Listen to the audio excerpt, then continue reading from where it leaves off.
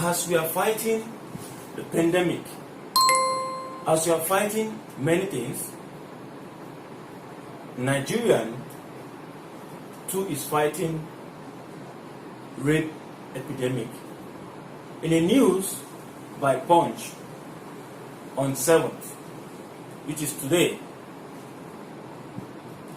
June 2020, Nigerians should fiercely fight rape epidemic.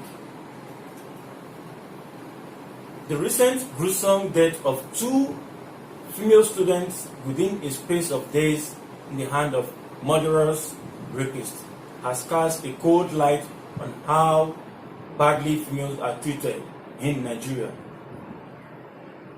It is an ugly trend depicting the mushrooming cases of sexual assault across the country. In the first of 2 reprehensive acts, Buwala Omozua, a 100-level student of University of Benin, was callously collaborated to death after she has been sexually violated inside a church, Redeemed Christian Church of God, where she had sought sanctuary to carry out her studies undisturbed. Not only was she beaten and gang raped, her assailant smashed her head with a fire extinguisher before abandoning her to a painful death. Despite a spirited fight to stay alive, she eventually gave up the ghost on May 31st. Barely some days after Omozuwa's horrific death, Barakat Bello, a national diploma student of Federal College of Animal and Production Technology in Ibadan, the Oyo State capital, met a similar fate in the hand of rapists. The 17-year-old was attacked right inside her home by 3 men, and her remains were picked up at the back of the house with deep cuts all over her body, according to her distraught father. Outrage has continued to grow over these heinous crimes, but beyond public rage, the worry question is, who is the next victim? Every girl or woman now lives in fear in Nigeria, as nobody knows who the next casualty will be. This is because the government has failed to check the rising cases of violence against women taking place at almost the same time as Bello was undergoing a ordeal. Was another incident in Ado Ekiti, the Ekiti state capital, where a girl hawking sachet water was violently raped and hospitalized. She was reportedly attacked by hoodlum wielding broken bottle. As the society tries to deal with one incident, another seems to pop up somewhere else. But the epidemic did not just start with the recent cases. The Boko Haram kidnapped many girls years back. That was 2004, but nobody speak up. Now, this is high time for them to speak. We believe that since we have been voicing out to bring back our girls, to safeguard our girl child, same thing as well to parents needs to educate their boy. I repeat, parents needs to educate their boy about girls, how to respect a woman, how to respect a girl, how to do things with them in a positive way. Nigerian patriarchal society is partly to blame for the scourge. There is a wealth of research linking the handling of rape by criminal justice system with the gender inequality found in a patriarchal communities. Sometime in October 2018, the people of Benue State were ruled by death of Elizabeth Ogbaje, 13-year-old, after she was repeatedly raped by a man she was living with and his son The girl, who had been serially abused since he was 8, later developed viscovaginal fistula, a medical complication that ultimately hastened her premature death. All over the country, there are bizarre cases of rape of the most serious type. The scourge does not spare old women and babies. A particular macabre incident was the case of 27-year-old who performed the abdominal act of forcibly having carnal knowledge of his own mother in Ado-Ekiti in 2013. There are also cases where fathers have forcibly violated their own daughter, even when they are still minor.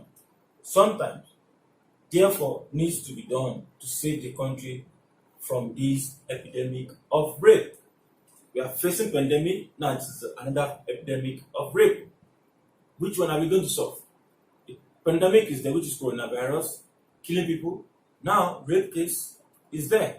Pandemic, epidemic. Please let me know what you guys think about it.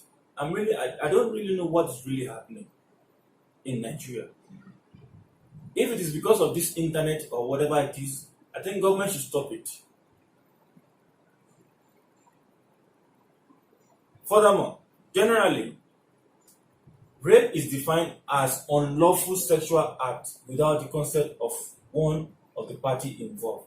The Metropolitan Police of the United Kingdom define it as a person's intentional penetration of another's vagina, anus, or mouth with a penis without the other person's consent. Although people rarely talk about it, there is also another dimension to rape, which involves male victims too. Not only girls are being raped, many ladies in the house, many ladies have been sexually abused boys, small boys, grown-up boys, sexually abused boys. If you don't do this thing, I'm not going to feed you. Sexually abused boys. But what are they going to get? That is untold story. But because of, these are sensitive cases, we have to let them know. Likewise, the boy's story too. Things has to be known to everybody. Not only girls are being victimized, boys too are the victims too. From the young lady to the old lady, an old lady will sexually abusing a young boy. But that is our own story. According to the World Population Review, a website dedication to the global population data and trend, rape is a global problem. It's not only it's a global problem. Because these are people psychopaths. Whatever they have been watching on YouTube, they want to practicalize it with another person that they see nearby them. I've seen where I stay in India here. Boston, someone is removing his private part. A boy is removing his private part, showing a girl. Is that a normal thing? This YouTube, there are many things that are there. We can learn from there. Internet, there are many things we can learn from there. People take it for granted. With South African at the peak of the pack, witnessing 132.4 cases in every 100,000 person. The WPR contends that in the United States, for instance, as in many other countries, including Nigeria, 70% of rape is committed by those the victims know. Rape is grossly underreported, either for fear of reprisal, victim shaming, family getting to know about it, or not being taken seriously by law enforcement. This has clearly emboldened others to the crime. Only 9% of rapists in USA get prosecuted, and only 3% of rapists will spend a day in prison. The WPR said with 97% invading punishment. Therefore, it is difficult to see how the fear of the law could serve a deterrent to the criminals. Here in Nigeria, the story is not different. Rape quite often is treated with levity. Many victims prefer to suffer the indignity in silence, suffering and silence, because of stigmatization that comes with it and societal indifference. They feel that someone the courage to report rape are soon discouraged when the police that should act decisively in their favor decide to trivialize the issue, to manipulate the issue. This is why it has become so widespread in the country, but action still needs to be taken to stem the tide of the crime. A Voice of America report last year, VOA, quoting a police spokesman in Kaduna, said most cases of rape were never investigated because parents wanted to protect their children from the stigma. Not all rapes come from physical injury alone. Some leave the victim with lifelong emotional and psychological scare. This is the most difficult aspect of coping with rape, as people who would be a help may not even know what the victim is going through. Some end up with sexually transmitted diseases, which is STD, and unwanted pregnancies. Others find it difficult to enjoy marital life. The incident in Benin has rightly sparked outrage. Those who have spoken out include the wife of the President, Aisha Buhari, student union and lawmakers. The President, Major General Muhammad Buhari, retired, has also called for the arrest and prosecution of perpetrators. Usually, this is normal whenever serious crimes are committed in the country, but whether the perpetrators will actually be sought out and made to face the law remains to be seen. Rape without mincing word is condemnable. A crime that shames a society. Nigeria is fast losing the fight to the evil. This should jolt the authorities from their inheritance and trigger a greater interest in tackling the heinous crime, which is the fast assuming an epidemic proportion. Epidemic proportion, pandemic proportion. The Buhari regime should send a clear message that the state takes women's safety seriously. Many, including the federal lawmaker, are focusing on strengthening the law against rape, but the existing one have not painstakingly enforced.